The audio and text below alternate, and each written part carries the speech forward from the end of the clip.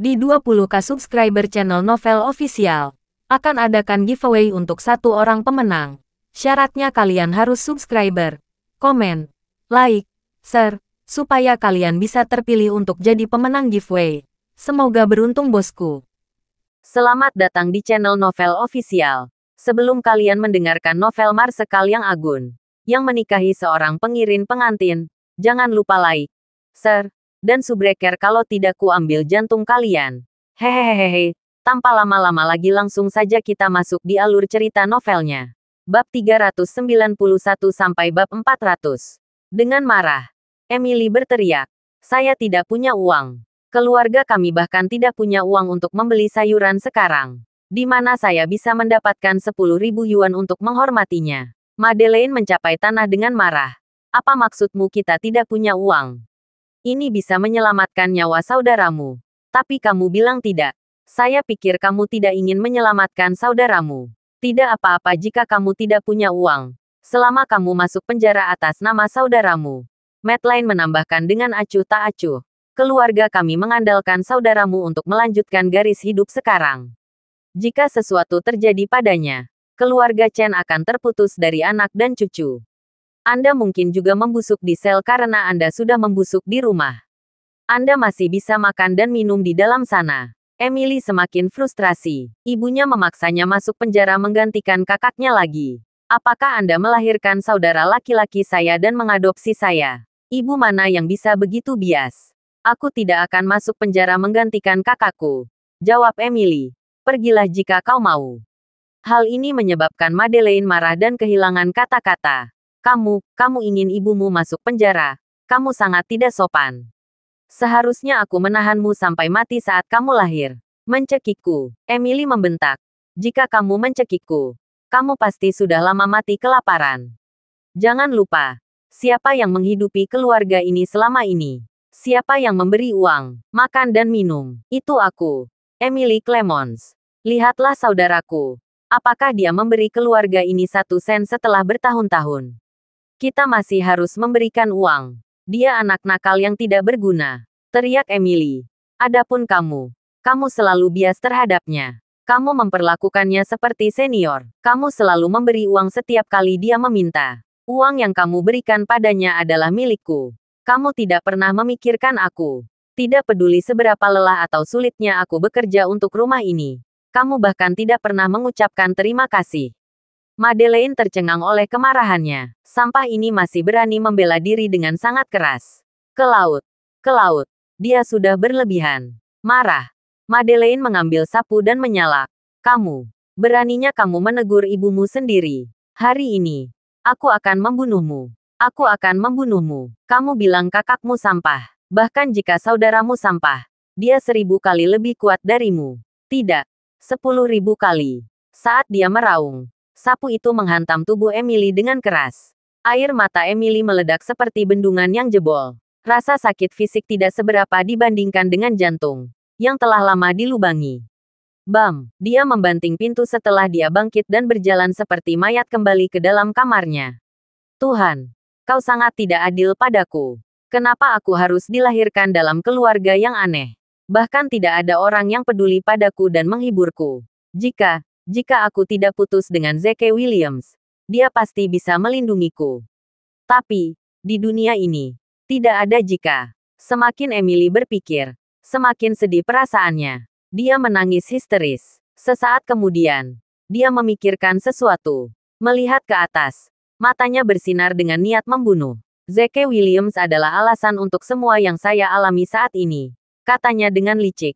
"Jika tidak dapat memilikinya, saya akan menghancurkannya." Dengan mengatakan itu, dia dengan cepat mengeluarkan ponselnya dan menelepon Logan Huff. Panggilan itu terhubung dengan cepat setelahnya. "Sudah berapa kali kukatakan padamu?" kata Logan kesal. "Aku mencoba menyelamatkan Sam. Berhentilah membuatku terburu-buru. Jika kamu terus membuatku terburu-buru, aku tidak akan peduli lagi," dia memperingatkan. Dengan tergesa-gesa, Emily membela diri. "Tuan Huff, bukan itu alasan saya menelepon." "Apa pendapatnya saat itu?" Logan bertanya dengan curiga. "Aku punya rencana," jawab Emily cekatan. Rencana yang bisa menghancurkan dan menghancurkan keluarga Zeke. Aku tidak yakin apakah kamu tertarik. Logan mencibir. Bahkan aku tidak punya cara untuk memperjuangkannya. Bagaimana kamu ingin menghancurkan keluarganya? Emily berkata, Tuan Huff, saya yakin Anda tahu ayah mertua Zeke. Daniel Hinton menjalankan sebuah klinik. Jika klinik Daniel Hinton memiliki malpraktik medis yang merenggut nyawa seseorang, itu akan menghancurkan sisa hidupnya. Bukan begitu? Dia melanjutkan. Kita bisa secara diam-diam memanipulasi ini dan mengalihkan kesalahan ke Zeke. Dia tidak akan bisa melindungi dirinya sendiri saat itu. Ketika itu terjadi, hanya akan ada 2 wanita yang tersisa di seluruh keluarga Su. Mereka hanya ikan di talenan. Jadi mari kita singkirkan mereka. Di ujung telepon yang lain, Logan Huff menjawab. Lebih baik jika kecelakaan medis terjadi pada pukulan besar yang mempengaruhi seluruh negeri. Emily menekan. Pada saat itu, api akan membakar seluruh negeri. Bahkan jika Zeke memiliki kekuatan besar, api tidak akan padam. Logan menghela nafas. Memang, seseorang tidak pernah bisa meremehkan kebencian hati seorang wanita. Aku akan mempelajari skemamu ini dengan cermat dan memberikan jawaban secepat mungkin. Aku akan menunggu kabar baikmu, kata Emily. Setelah menutup telepon, bibir Logan Huff melengkung membentuk senyum ganas. Sepertinya wanita ini tidak sebodoh yang kukira jika dia bisa membuat skema seperti itu. Namun, meskipun teori strategi ini berhasil, hal itu tidak mudah dilakukan. Pertama, kita membutuhkan seseorang untuk dimanfaatkan. Siapa yang bisa kita gunakan? Tepat ketika dia sedang berpikir, ada ketukan di pintunya. Masuk, kata Logan. Seorang pria muda yang sederhana masuk. Pemuda ini telah diatur oleh Logan untuk berada di sebelah Hades. Dia ingin tahu tentang semua gerakan Hades. Pria itu melaporkan, Tuan Huff, saya punya berita penting untuk dilaporkan kepada Anda. Ini membangkitkan minat Logan Huff. Berbicara, pemuda itu menjawab, Tuan Huff, seorang sumber terpercaya memberitahu saya bahwa Hades akan segera mati. Apa? Logan terkejut dengan berita itu. Dan dia menatap pemuda itu dengan saksama. Bicaralah dengan jelas. Apa yang terjadi? Pemuda itu mengingat semua yang dikatakan kepadanya kepada Logan. Pagi ini, Hades membuat janji dengan tim ahli medis top untuk memeriksanya. Seluruh proses dirahasiakan tanpa orang luar, bahkan Eclipse. Namun, setelah pemeriksaan fisik, saya perhatikan bahwa Hades ternyata ditekankan. Dia diam dan bahkan tidak menjawab pertanyaan hakim. Saat itu, saya curiga pasti ada masalah besar dengan tubuhnya. Oleh karena itu, saya menemukan tim dan menyogok mereka sebelum akhirnya mengeluarkan kebenaran dari mulut mereka. Menatap pemuda itu, Logan mendesak, lanjutkan. Sepertinya Hades mengidap kanker pankreas. Pemuda itu mengungkapkan, penyakit ini sangat langka. Hanya ada 1 kasus di seluruh negara bagian Rivermouth dalam 5 tahun terakhir. Biasanya tidak ada gejala terkait kanker pankreas. Namun, begitu ada gejala, pasien akan terlambat, karena tidak ada kemungkinan untuk disembuhkan. Hidup akan singkat. Dia kemudian menambahkan, Hades akan hidup paling lama 3 bulan. Logan buru-buru bertanya, apakah kamu yakin tentang itu? Ya, pemuda itu mengangguk. Saya mendapatkan salinan laporan medis Hades untuk Anda teliti. Saat dia berbicara, dia menyerahkan laporan medis kepada Logan. Setelah melihat laporan itu, hati Logan penuh dengan kegembiraan. Tidak diragukan lagi. Itu benar. Mau tak mau dia menghubungkan kanker pankreas Hades dengan rencana malpraktik medis Emily. Hades sangat cocok untuk rencana ini. Dia adalah anugerah. Meskipun hati Logan dipenuhi kegembiraan, ekspresi wajahnya tetap tenang. Mengerti, kamu melakukannya dengan baik, kata Logan dengan tenang sebelum diperingatkan pria itu. Ingat, jaga kerahasiaan informasi ini. Jangan biarkan menyebar. Pria muda itu membungkuk dengan hormat. Saya mengerti. Setelah dia pergi, Logan segera menelepon Emily. Setelah banyak pertimbangan, saya telah memutuskan untuk mengikuti skema Anda. Saya akan merencanakannya secara rinci. Jika saya membutuhkan bantuan Anda pada saat itu, saya harap Anda akan bekerja sama dengan saya. Emily sangat senang. Selama keluarga Zeke hancur, aku rela mati. Logan sudah mengambil keputusan. Karena tidak lama lagi Hades mati. Lebih baik dia mati di bawah malpraktik medis Daniel. Tidak hanya Hades hanya seorang tokoh bawah tanah, tetapi dia juga seorang perwakilan provinsi. Orang bisa membayangkan konsekuensinya jika orang penting seperti itu mati di tangan Daniel Hinton. Itu pasti akan menghancurkan keluarga Zeke. Tidak dapat disangkal. Logan hanya akan merencanakan skema di belakang layar. Dia tidak akan aktif berpartisipasi di dalamnya. Dia harus menemukan perantara. Dengan cara ini, orang tengah akan mengirimkan alih-alih dirinya sendiri. Bahkan jika kebenaran terungkap. Mirip dengan keracunan T-Rex, militer hanya menemukan Sam Clemons bersalah. Dia harus sangat khusus ketika memilih seorang calon untuk menjadi perantaranya. Akan lebih baik jika orang itu bukan hanya musuh Zeke tetapi juga musuh yang tidak diketahui Hades dan Eclipse. Misalnya, tidak mungkin anggota keluarga Hinton dan keluarga Forest District Riverdale karena mereka dekat dengan Hades. Oleh karena itu, jika mereka pindah ke Hades, hal itu akan menimbulkan dampak buruk. Tidak dapat menemukan solusi. Dia mengeluarkan teleponnya dan melakukan panggilan ke nomor misterius. Bantu aku mengawasi Zeke Williams dan mengirimkan aku orang-orang terdekat di jaringannya. Setelah notifikasi penerima di ujung telepon, bibir Logan melengkung membentuk senyuman licik. Hades, jangan salahkan aku karena kejam. Kematianmu benar-benar terlalu signifikan. Karena kamu akan mati dengan cepat atau lambat. Aku hanya mendorong tanggal kematianmu beberapa hari sebelumnya. Itu akan sangat membantuku dan bos. Kamu akan mati dengan layak. Gumam Logan pada dirinya sendiri. Di rumah teh Grand Imperial, Hades memandang pemuda di depannya dan berkata, apakah laporan medis tentang kanker saya telah diteruskan ke Logan Huff? Mengangguk kepalanya. Pemuda itu menjawab, ya, sudah selesai. Hades menjawab, dia tidak bertanya, kan? Dari raut wajahnya, saya rasa tidak. Jawab pemuda itu, kamu melakukannya dengan baik, kamu bisa mundur dulu. Hades bertepuk tangan sebelum menambahkan. Setelah kejadian ini berakhir, aku akan memanggilmu lagi. Pemuda itu senang. Terima kasih, Hades. Pemuda ini adalah orang yang sama yang sebelumnya mengadu ke Logan Huff. Lembaga think tank di jaringan Hades telah lama mengetahui bahwa pemuda ini adalah mata-mata Logan dan telah berhasil memenangkannya. Banyaknya uang yang dibagikan Hades setiap tahun untuk diinvestasikan di lembaga think tanknya bukan untuk hiburan. Keesokan harinya, setelah keluarga Hinton sarapan, mereka pergi melakukan hal-hal mereka sendiri. Lacey secara alami bekerja di Linton Group. Saat ini grup Linton telah didirikan. Masih banyak detail yang perlu disesuaikan.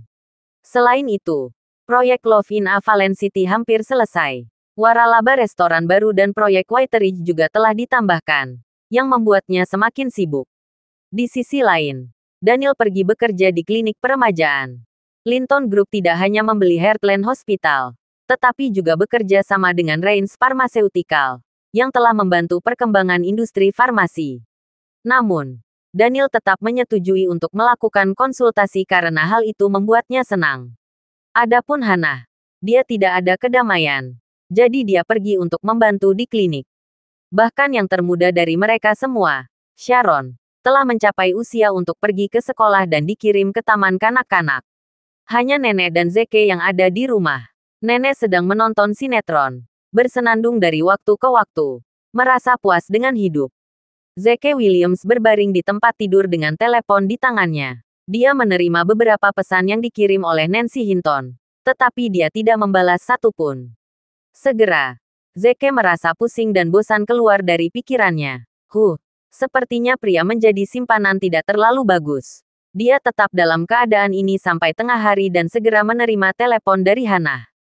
Zeke, cukup sibuk di klinik sekarang. Ayahmu dan aku tidak akan pulang untuk makan siang. Oh iya, jangan lupa jemput Sharon. Jangan khawatir. Jawab Zeke santai. Dia mengambil kunci mobil dan turun ke bawah. Tapi ketika dia sampai di bawah tangga, dia menyadari bahwa dia tidak tahu di mana taman kanak-kanak Sharon berada. Dia hanya bisa menelepon Hannah lagi dan menanyakan alamatnya. Di mana dia mengalami kejadian di mana TK Pulau Kebijaksanaan berada. Tidak lama kemudian, dia tiba di TK Wisdom Isle. TK Intelijen adalah sekolah rantai nasional yang skalanya dianggap cukup besar dan dihadiri oleh ribuan anak hamil. Itu juga taman kanak-kanak eksklusif. Tidak semua orang yang mampu membayar biaya sekolah memenuhi syarat untuk mendaftar. Orang tua yang datang menyebabkan banjir di daratan, menghalangi jalan dan saling berhimpitan. Di bawah pengawasan orang tua, anak-anak keluar dengan tertib. Zeke mulai padat. Dia menemukan Sharon cukup cepat. Dia menyelesaikan antrian di ujung antrian. Namun, dia memperhatikan bahwa ada sidik jari merah cerah di wajahnya. Jari-jarinya terpotong, meninggalkan telapak tangan merah dengan darah. Bahkan ada sedikit makanan di pakaiannya. Matanya merah dan bengkak, menandakan dia habis menangis. Itu sangat menyakitkan bagi Zeke. Seseorang menindas Sharon. Kepala TK tidak membiarkan kerumunan orang tua masuk. Dia malah berteriak. Siapa orang tua Sharon Kalum? Zeke ramainya. Saya. Kepala sekolah memandang Zeke dengan pandangan meremehkan. Lalu bertanya. Jadi, Anda ayah Sharon Kalum? Tolong bawa dia dan pergi. Kita tidak bisa mendidik siswa seperti ini. Zeke mengerutkan kening. Mengapa? Kepala sekolah menjawab. Lupakan saja. Saya tidak akan mengutarakan dengan keras demi Anda. Jadi jangan bertanya dan mempermalukan diri sendiri. Zeke berbicara dengan dingin. Katakan. Para orang tua yang sedang terburu-buru untuk menjemput anak-anak mereka yang tiba-tiba tidak terburu-buru lagi saat mereka berkerumun di sekitar acara yang berlangsung di depan mereka. Kepala sekolah menjawab dengan kesal. Baiklah. Karena kamu mengecewakan dirimu sendiri, akan kuberikan langsung padamu. Kami adalah taman kanak-kanak eksklusif. Hanya anak-anak terhormat dan terkenal yang boleh masuk. Tetapi saya pernah mendengar Sharon mengatakan bahwa Anda hanyalah seorang pekerja pabrik. Putrimu bau miskin sama sepertimu. Makan makanan yang jatuh di lantai. Mengambil perlengkapan sekolah teman sekelasnya yang telah mereka buang dan menggunakannya. Bagaimana Anda mengharapkan saya memberitahu orang tua jika perilaku seperti itu diambil oleh siswa lain? Pernyataan ini membuat kekacauan di seluruh. Ya Tuhan, saya telah membayar biaya sekolah tahunan yang begitu besar hanya untuk membiarkan anak saya belajar bagaimana memakan sisa makanan dan memungut sampah dari putri seorang pekerja pabrik. Saya pernah mendengar bahwa kemiskinan dapat menyebar. Tidak heran anak saya mulai menyukai makanan sisa beberapa hari terakhir ini. Usir dia. Kami dari keluarga bergengsi. Jika anak saya mengambil perilaku seperti itu, bagaimana kita harus menampilkan diri kita ke kelas atas? Teman-teman pasti akan berpikir bahwa saya telah menyiksa anak saya. Pergi ke sekolah dengan putri seorang pekerja pabrik sungguh-sungguh mengarahkan. Zeke mencengkeram kedua erat-erat saat dorongan untuk memukul kepala sekolah sampai mati muncul. Lembaga pendidikan, terutama taman kanak-kanak yang penting untuk membentuk nilai moral dan pandangan hidup anak, menggunakan kekayaan sebagai kriteria untuk menilai siswa, sungguh-sungguh melayang. Namun, Zeke tidak menyerang di depan anak-anak. Dia menahan amarahnya dan berjalan ke akhir baris. Dia kemudian dengan lembut membawa Sharon ke dalam pelukannya. Dia bertanya, Ayah, Sharon tidak berperilaku dan menyebabkan masalah bagi ayah. Sharon salah. Hati Zeke sakit saat dia menyeka air matanya. Sharon sangat baik. Sharon tidak melakukan kesalahan apapun. Gurulah yang salah. Ayo pergi dan minta guru untuk meminta maaf padamu. Sharon tidak mengatakan apa-apa dan membenamkan kepalanya ke dalam kemeja Zeke. Dia takut dan tidak berani menghadapi gurunya. Membawa Sharon, Zeke kembali ke tempat kepala sekolah berdiri. Lalu berkata tanpa perasaan, singkirkan sisa makanan dan sampah. Izinkan saya bertanya kepada Anda, mengapa ada luka dan makanan pada putri saya? Kepala sekolah menjawab dengan angkuh. Itu salahnya sendiri, dia begitu bodoh. Dia memecahkan mangkuknya ketika dia sedang makan dan menusuk jarinya sendiri, menumpahkan makanan ke seluruh tubuhnya. Zeke melanjutkan bertanya, bagaimana dengan sidik jari di wajahnya? Kepala sekolah menjawab, bagaimana saya tahu? Mungkin salah satu anak yang memukulnya. Ada begitu banyak siswa di taman kanak-kanak. Saya tidak bisa menjaga setiap siswa. Zeke berjongkok dan menanyai Sharon. Sharon, apakah yang dikatakan guru itu benar? Sharon melirik kepala sekolah dengan hati-hati. Kepala sekolah memandang dengan ganas, membuat Sharon takut dan kehilangan keberaniannya untuk berbicara. Tindakan ini membuat hati Zeke semakin sakit. Kepala sekolah sialan ini. Kejadian banyak dia telah melecehkan Sharon hingga membuatnya sangat takut pada kepala sekolah. Zeke menggunakan tubuhnya sebagai dinding untuk mencegah Sharon melihat kepala sekolah. Sharon, apakah guru pernah mengajarimu dan tidak pernah berbohong? Dia mengangguk. Dia tersenyum dan berkata, itu benar. Guru hanya menguji untuk melihat apakah Anda akan mengatakan yang sebenarnya. Sekarang, katakan yang sebenarnya pada ayah. Apa yang terjadi padamu? Sharon bertanya dengan skeptis. Apakah guru hanya menguji saya? Zeke mengangguk. Tentu saja. Setelah guru selesai menguji Anda, dia akan menguji siswa lain. Sharon menjawab. Sharon akan mengatakan yang sebenarnya dan tidak berbohong. Saya melukai tangan saya ketika saya tidak sengaja memecahkan mangkuk yang saya cuci. Makanan di pakaian saya adalah karena seorang siswa melemparkan makanan ke arah saya. Dan guru menamparkan Sharon karena dia melihat Sharon memecahkan mangkuk. Apa? Pada saat itu, Zeke hampir memiliki dorongan yang tidak terpikirkan untuk mengeluarkan pistol. Membiarkan anak kecil mencuci mangkuk. Bahkan menamparnya ketika dia tidak sengaja memecahkan mangkuk. Bagaimana dia bisa begitu kejam? Dia tidak manusiawi. Sebanyak yang dia mau. Zeke tidak menyerang karena dia khawatir dia akan menakuti Sharon. Dia mengambil napas dalam-dalam. Sharon. Bagus sekali. Kamu lulus ujian guru. Guru akan memberikan hadiah nanti. Bisakah kamu kembali ke mobil dan menunggu sekarang? Sharon mengangguk patuh. Oke. Zeke mengunci Sharon di dalam mobil dan kembali dengan tajam ke arah kepala sekolah. Dipandang membuat kepala sekolah merasa bersalah. Dia berdalih. Apa yang kamu lihat? Dia yang memukul anak lain duluan. Makanya anak itu melemparkan makanan ke arahnya. Untuk mendidiknya. Saya menghukumnya dengan menyuruhnya mencuci piring. Dia mendapat luka itu di torsinya karena dia bodoh. Orang miskin dan bodoh seperti itu seharusnya tidak bersekolah. Berpikir kamu mengajarinya bagaimana menjadi pekerja pabrik. Kepala sekolah mengejek. Sebuah terasa keras terdengar. Tamparan Zeke membuat kepala sekolah lengah saat tubuhnya terdistorsi akibat benturan. Kesunyian. Seluruh pemandangan menjadi sunyi senyap. Masa memandang Zeke dengan ngeri. Memukul kepala sekolah.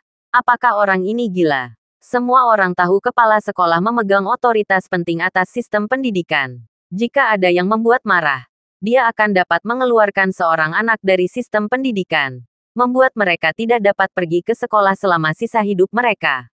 Kerumunan saat ini semuanya kaya atau bereputasi baik atau keduanya. Meski begitu, tak satu pun dari mereka berani menyinggung kepala sekolah seperti ini.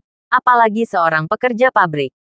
Bagi anak pekerja pabrik, pendidikan adalah satu-satunya jalan keluar dari kesulitan mereka. Namun karena kecerobohannya, ia telah menghancurkan seluruh hidup putrinya. Sayang sekali. Kepala sekolah memegang pipinya dan sangat marah. Saya dipukul oleh seorang pekerja pabrik belaka. Di depan semua siswa dan orang tua ini. Betapa menakjubkannya. Aku tidak tahan lagi. Dia berseru. Dasar bajingan. Kamu menggali kuburanmu sendiri. Menurutmu bagaimana aku membuat rantai taman kanak-kanak bermerek ini? Aku membuatnya dengan pengaruh dan otoritas yang aku miliki atas sistem pendidikan. Aku akan mengeluarkan putrimu dan mencegahnya pergi ke sekolah. Tidak. Aku akan mengusir semua anak teman dan kerabatmu. Keturunanmu hanya akan bisa melakukan pekerjaan konstruksi dan pabrik selama sisa hidup mereka. Aku akan memecahkan kesempatan sekarang. Merendahlah di hadapanku dan meminta maaf. Kalau tidak, jangan salahkan aku karena kejam. Dia menggeram. Zeke mencibir dan menjawab.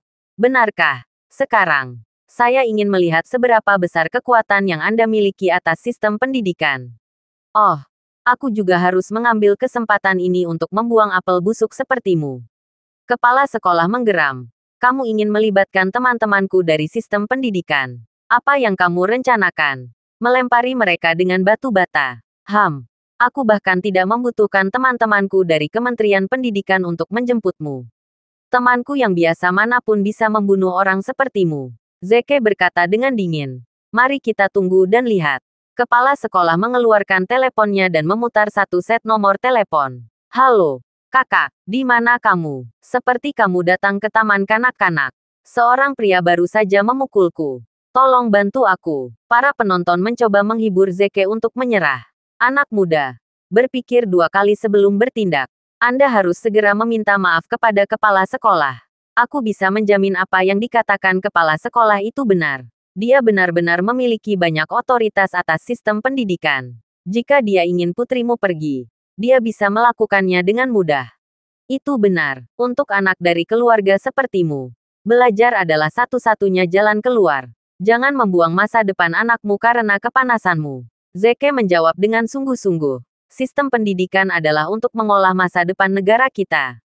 Jika ada apel buruk dalam sistem pendidikan yang mengajari anak-anak kita hal-hal yang salah, bagaimana kita bisa berbicara tentang masa depan negara kita? Hari ini, aku harus membuang apel busuk ini, kata Zeke dengan sungguh-sungguh. Kerumunan tidak tahu bagaimana harus bereaksi. Pemuda ini gila. Dia bahkan tidak dapat menghidupi dirinya sendiri. Namun dia masih peduli dengan urusan nasional dan mengancam untuk menghapus apel yang buruk. Ini adalah tipikal orang yang menggigit lebih dari yang bisa dia kunyah dan terlalu ambisius. Segera, Audi A6 melambat dan berhenti di kecepatannya. Saat pintu mobil terbuka, seorang pria gemuk keluar dari mobil. Melihat siapa itu, Zeke hanya bisa sedikit mengernyit. Betapa kecilnya dunia. Orang yang datang adalah pengejar Summer Mills, Humpty. Ini adalah perekrutan yang dipanggil kepala sekolah.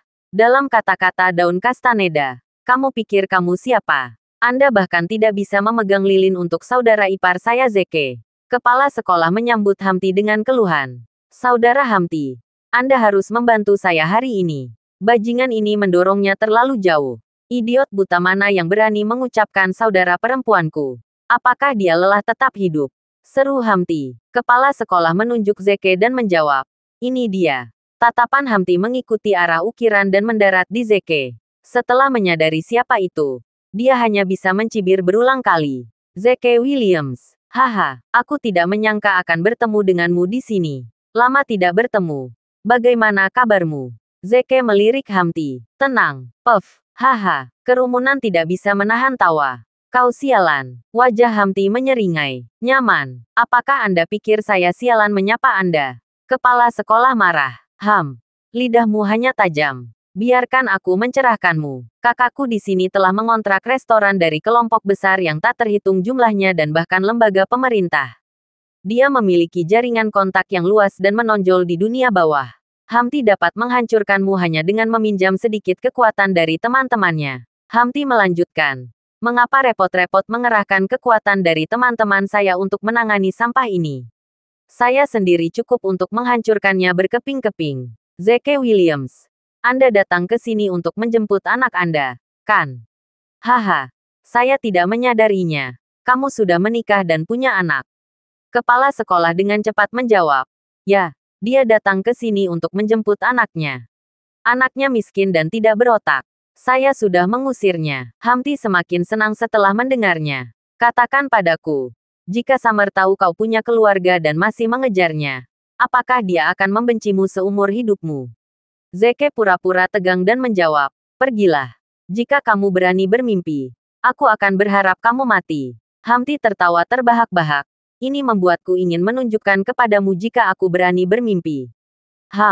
Aku tidak hanya akan mengalami kau punya keluarga, tapi aku juga akan memahami bahwa kaulah yang mempengaruhi ibunya Ruby Baxter karena menerima murid-muridnya. Suap. Zeke angkat bicara. Omong kosong. Ini fitnah. Humpty membalas.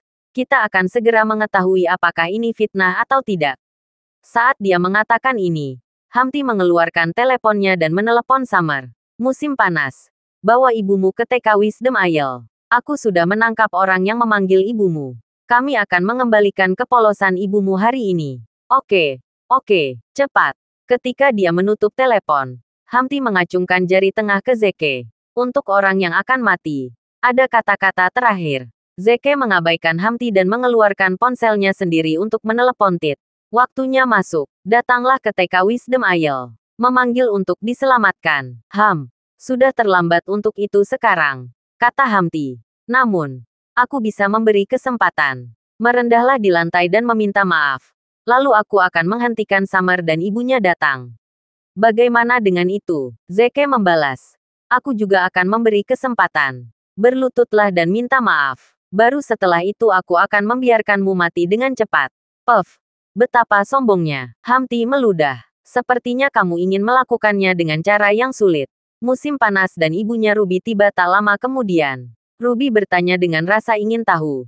Charlie, mengapa Anda memanggil kami ke sini?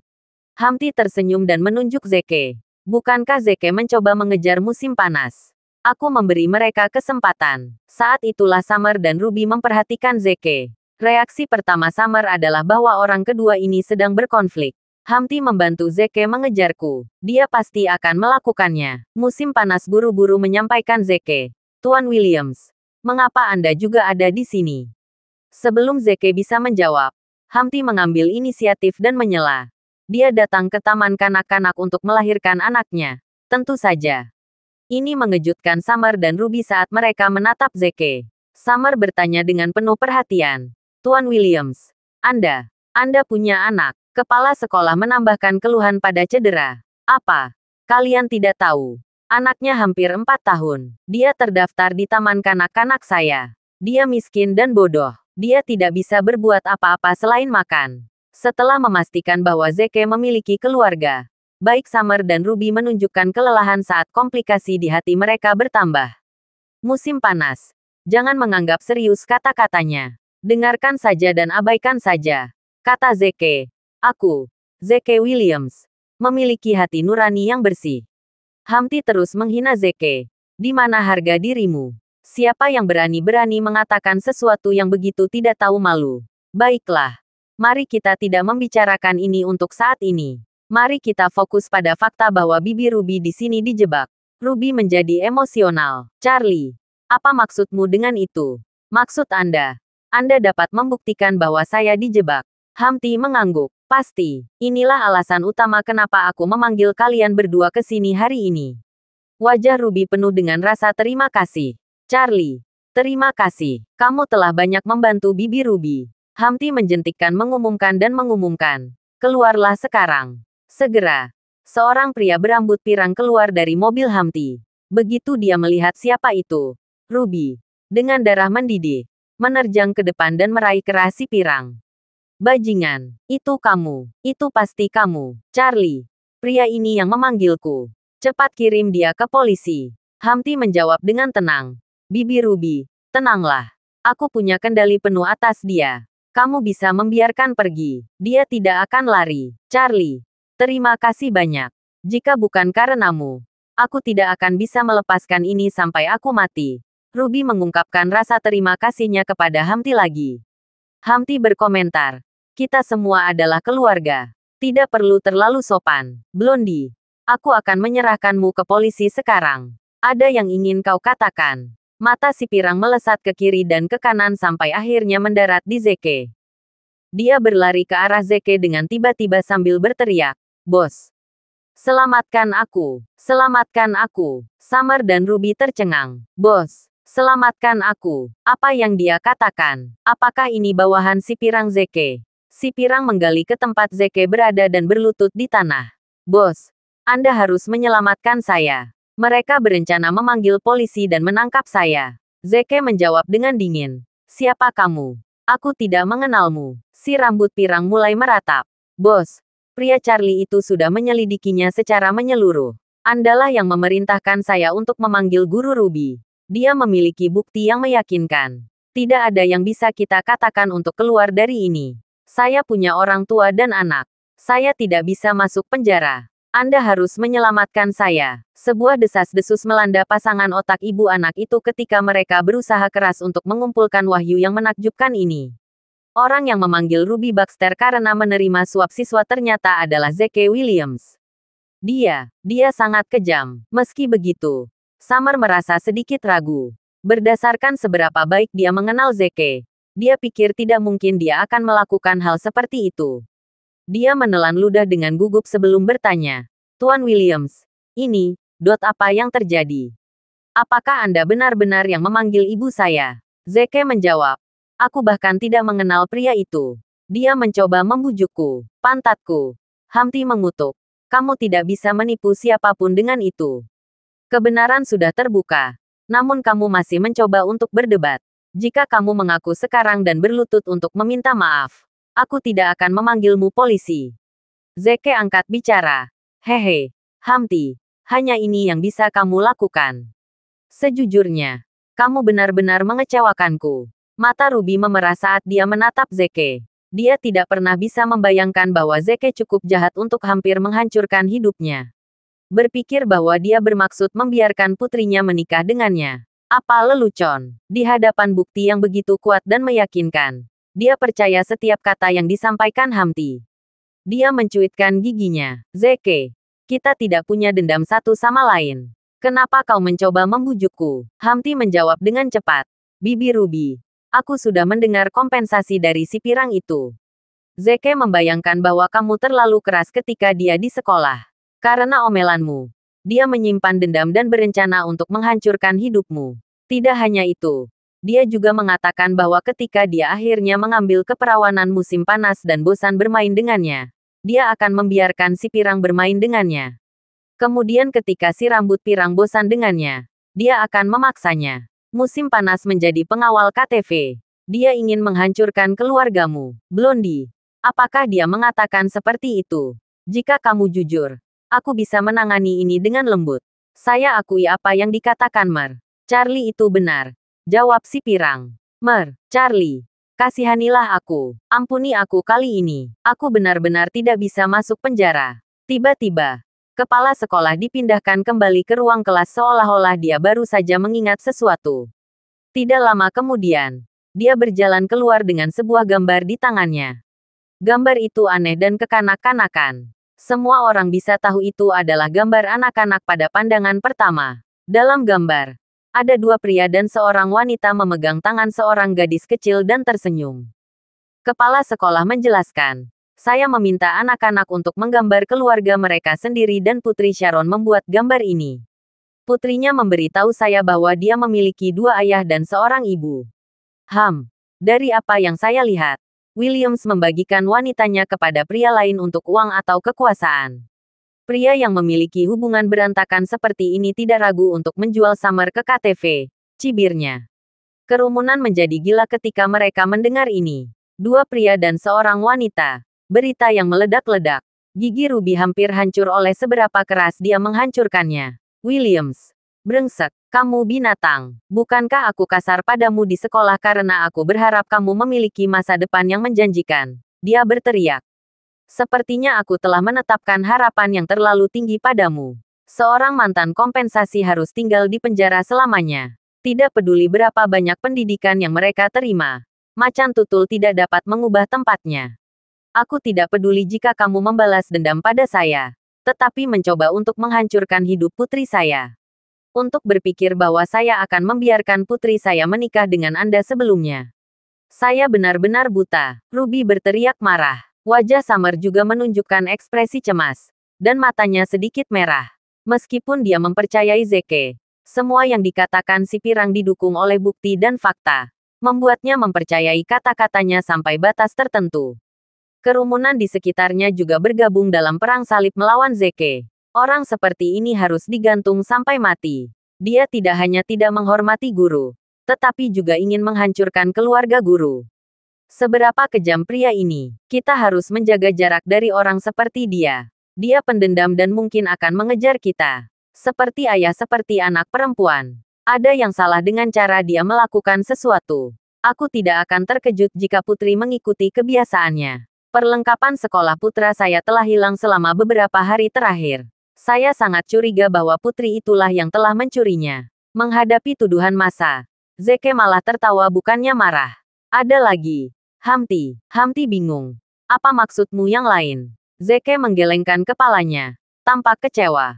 Sepertinya hanya itu yang bisa kamu lakukan. Sekarang giliranku. Keluarlah. Kerumunan bingung. Apa yang dilakukan orang ini? Seorang pria bergigi tegap muncul dari ingatannya dalam sekejap. Pria bergigi tegap ini adalah pria yang mencoba merebut proyek Whiteridge dari Sofia, Tit. Dia adalah orang yang secara pribadi mengaku kepada Zeke tentang bagaimana Hamti berkolusi dengannya untuk memanggil Ruby. Ketika Hamti melihat Tit, dia membeku di tengah jalan. Brengsek, mengapa Gigi ada di sini? Jangan bilang dia dipanggil oleh Williams. Apakah dia membelot ke pihak Zeke? Bukan tidak, itu pasti kebetulan. Gigi adalah seorang tiran terkenal di distrik Riverdale. Mengapa dia menyetujui pekerja pabrik seperti Zeke Williams? Kebetulan. Itu pasti 100% kebetulan. Dia membangun maju untuk menyambutnya. Gigi. Sungguh suatu kebetulan. Senang bertemu denganmu di sini. Gigi. Bisakah kamu menunggu di mobil sebentar? Aku punya masalah kecil untuk diselesaikan di sini. Setelah selesai, aku akan mentraktirmu makan. Gigi menghilang, mengesampingkan makanan. Izinkan saya menanyakan ini. Anda menganggap saya sebagai apa? Hamti tercengang saat mendengar ini. Gigi, apa maksudmu? Tit menjawab dengan marah. Kami punya kesepakatan. Sayalah yang seharusnya mempengaruhi Zeke Williams. Mengapa Anda mempekerjakan bawahan saya? Kecemasan di Hamti melonjak. Aku memang mencarimu. Tapi kamu bilang kamu sibuk dan tidak punya waktu. Jadi kamu menyuruhku untuk mencari bawahanmu. Sekarang saya telah mempekerjakan bawahan Anda. Namun Anda membalas saya. Belum lagi orang yang terlibat hadir sekarang. Bagaimana Anda bisa mengutarakannya dengan lantang? Dia pura-pura bingung dengan pernyataan Tit. Gigi, aku tidak mengerti maksudmu. Bagaimana kalau kamu tetap di mobil dan menunggu sampai aku selesai? Kita bahas ini nanti. Gigi menggelegak. Kamu tidak mengerti. Aku akan mengira mengerti. Ketika Anda mengejar Summer Mills, Anda dengan sengaja menyewa seseorang untuk menanamkan bukti palsu yang menunjukkan bahwa Ruby Baxter menerima suap dari siswa. Kemudian Anda ingin mencari kesempatan untuk mengembalikan kemurnian Ruby Baxter. Ini akan membuatnya berhutang budi kepada Anda, sehingga memungkinkan dia untuk memberikan putrinya, Summer Mills, untuk menikahkan Anda. Namun demikian, Anda tidak melihat Zeke Williams masuk ke dalam skema Anda. Anda hanya berimprovisasi dan menyalahkan kejahatan ini padanya. Kami awalnya memiliki kesepakatan. Saya akan menjadi orang yang mengganggu Zeke Williams sendiri. Mengapa Anda meminta bawahan saya sebagai gantinya? Gigi merengut. Kerumunan langsung gusar. Mungkin ada sisi lain dari kebenaran. Ada kemungkinan bahwa pelaku yang ada di benak mereka adalah orang baik. Dan Charlie yang muncul sebagai orang baik. Bisa jadi dalang dan biang keladi di balik semua ini. Ruby menatap Hamti dan memberikan pertanyaan. Charlie, apakah yang dia katakan itu benar? Hamti segera mengajukan argumen. Bibi Ruby, jangan dengarkan omongan kosongnya. Aku bahkan tidak mengenalnya. Ruby mengingat apa yang dia katakan. Mengapa kamu menemukan Tit jika kamu bahkan tidak mengenalnya? Hamti mencoba membujuknya. Aku hampir tidak mengenalnya. Gigi menyela. Kamu hampir tidak mengenalku. Itu omong kosong. Ingat ketika kamu datang padaku untuk menyelesaikan masalahmu. Kamu bahkan menawarkan nyonyamu kepadaku. Bagaimana kamu bisa mengatakan bahwa kamu hampir tidak mengenalku? Wow, kerumunan menjadi pembohong. Itu adalah berita lain yang mengejutkan. Film hari ini keluar dari dunia ini. Gigi kemudian melirik si pirang. Blondie, memperkuat apa yang sedang kau lakukan. Beraninya kau merebut pekerjaan bosmu. Kita sudah sepakat bahwa akulah yang akan mengambil tugas untuk memanggil Williams. Si pirang ketakutan dan tanpa sadar berkata, Gigi, apakah kamu lupa? Tuan Charlie memang memanggilmu ke sini sejak awal. Tapi kamu mengatakan kepadanya bahwa kamu sibuk dan tidak punya waktu. Jadi kamu meminta untuk mencariku. Tolong, Gigi tiba-tiba menamparkan dahi. Ya ampun. Lihat otakku yang besar ini. Bagaimana aku bisa melupakannya? Hal seperti itu memang terjadi. Ya ampun. Sepertinya aku tidak sengaja menyalahkan Charlie di sini. Omong-omong, pirang, berapa banyak yang diberikan Charlie padamu? Dia bertanya. Si pirang menjawab. Sekitar 5.000. Gigi tertawa terbahak-bahak. Kamu bodoh. Kamu telah ditipu. Dia dan aku punya perjanjian sebelumnya. Jika aku membantu Williams, dia akan memberiku 100.000. Kamu hanya menerima 5.000. Aku ingin tahu berapa banyak yang dia cari. Turun kamu. Si pirang menjadi sangat marah. Brengsek. Hamti, kamu punya nyali untuk menipuku. Gigi datang. Lupakan saja. Aku tidak terlibat dalam masalah ini lagi. Charlie, aku salah menyalahkanmu. Ini salahku. Aku akan meminta maaf padamu hari lain. Aku akan pergi sekarang. Bersenang-senanglah. Gigi kemudian melarikan diri dari tempat kejadian. Hamti disukai dengan keinginan yang kuat untuk membunuh seseorang. Salah paham. Anda menyebut ini salah paham. Saya benar-benar curiga bahwa Anda sengaja datang ke sini untuk membuat masalah. Terima kasih sudah mendengarkan novel cerita Marsekal Agun. Sampai jumpa di novel selanjutnya.